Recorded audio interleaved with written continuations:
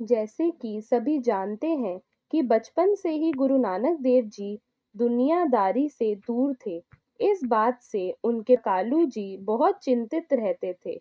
एक दिन उनके पिता ने उन्हें बड़े प्यार से बुलाया और कहा, तुम मेरी आंखों का तारा हो, एक ही पुत्र हो, पर तुम अपनी जिंदगी एक सन्यासी की तरह क्यों व्यतीत करना चाहते हो? और मुझे पता है कि तुम परिवार के साथ मिलकर रहते हो। मेरा पूरा विश्वास है कि तुम एक अच्छे व्यापारी बनोगे, कुल का नाम रोशन करोगे। मैंने तुम्हें कई प्रकार के काम करने को कहा, पर तुमने मुझे मायूस कर दिया। आशा करता हूँ कि इस बार मुझे मायूस नहीं करोगे।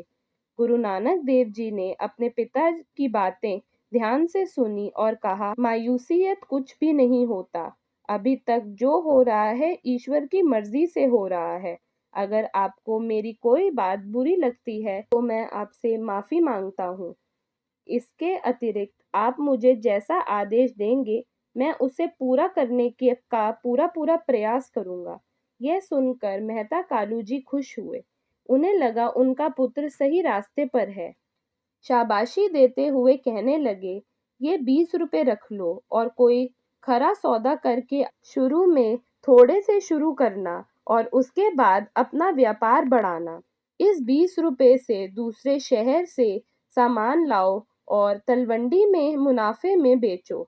खरा सौदा करके आना। बाला को भी अपने साथ ले जाओ, दोनों साथ रहोगे तो अच्छा रहेगा। फिर गुरुजी और बाला खरा सौदा करने के लिए घर से रवाना हो गए। कुछ दूर पर गुरुजी को एक बाग दिखा जहां पर बड़े बड़े पेड़ थे। कोई साधु पेड़ पर लटक कर तो कोई धूप में खड़े होकर तपस्या कर रहे थे। उन्हीं साधुओं में मुखिया साधु थे और गुरुजी उनके साथ जाकर बैठ गए। गुरुजी बोले, हे संत, इतनी ठंड में आप लोग निर्वस्त्र हो और यहाँ आसपास का प्रबंध भी नहीं दिख रहा है।